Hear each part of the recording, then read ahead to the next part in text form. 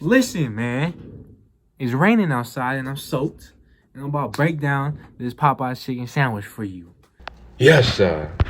I just want to show you that I always keep chicken thighs on me. Every morning I wake up, I go to my freezer, and I get the thighs out my fridge that I've stocked up.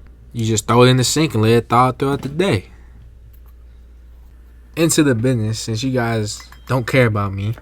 So you're going to start by making the dredge or the dry mix, which is going to take 1 cup of flour and about a third or half a cup of cornstarch. And we're using cornstarch because it will make it a lot more crispier than if you only use flour. And into that, we're going to do a tablespoon of cayenne and a tablespoon of paprika. And then a tablespoon of salt and pepper. And make sure you mix it up with your finger. This is because the chemicals in the... just because if flour feels good on your fingers, so that's why. Start that chicken thigh, pat it dry.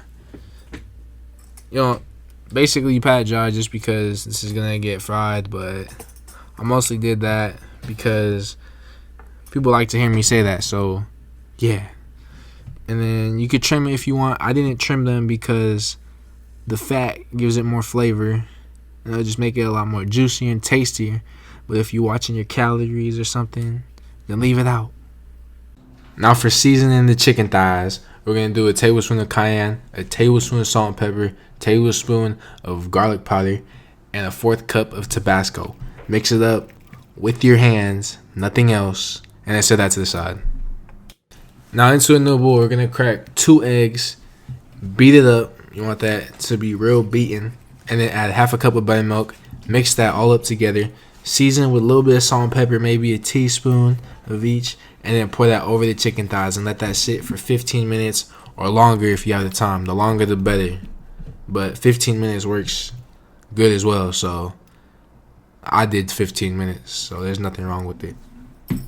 Now after you let them sit for however long you let them sit, 15 minutes overnight, 30 minutes, an hour, whatever, you're going to take them out the buttermilk egg wash thing, dredge thing, and then you're going to go ahead and put it into the dredge or the dry mix. You want to coat every piece of that chicken because you want every piece of that chicken to be coated and crispy and tasty and delicious. And you're going to do that, rinse and repeat for all the chickens. And make sure you do not stack the chickens because it just doesn't work like that. Just don't stack them. Now into a pan, pot, skillet, whatever you're using, you're going to fill it up halfway or about an inch or so up with canola oil or vegetable oil, peanut oil, whatever oil you want to use to fry your chicken. And then you're going to bring it up to heat, and you're going to use the chopstick technique. You're going to place it in, and once you see bubbles form just like that, you got the thumbs up, just like you seen. And you're going to throw in the chicken. Now this is the exact reason you do not go above halfway, because I damn near almost burnt down the house because look at the oil. It's like right at the edge and about to fall over and just set everything on fire. But I was willing to take the risk and just run with it because I was not about to waste any of that oil. Oh, and we frying them 5 to 7 minutes each side or until golden brown. Now for one of the most important parts of this sandwich is the spicy mayonnaise. We're gonna do half a cup of mayonnaise and do a little some of paprika and cayenne, and then maybe like 3 little shakes of Tabasco, and then mix that up, and you got spicy mayonnaise that is gonna taste good. Now after 5 to 7 minutes, you're gonna want to give them a flip 5 to 7 minutes or until golden brown, and you want that crispy golden brown action. Then after the last 5 to 7 minutes of the frying process, you're going to want to take out the chicken. It's going to be nice golden brown and crispy. Place it to the side on a paper towel lined plate. Now take your toasted brioche burger buns, but those aren't brioche that I have. My store didn't have any, but make sure you use your brioche buns. Or if they don't have them, just use white like me. And then toast them. Make sure you toast them. And then a little trick that works real well is slicing them long ways, the pickles that is, so that they fit on the sandwich a lot better.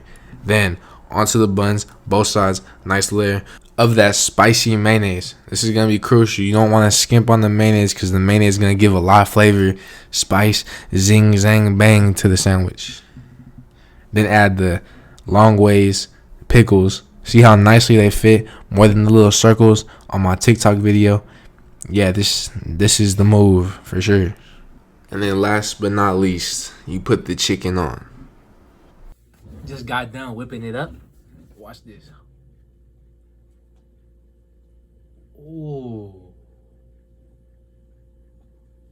Yeah. That work. Let's take a bite. I don't know why I like to eat a burger upside down. It just works better for me.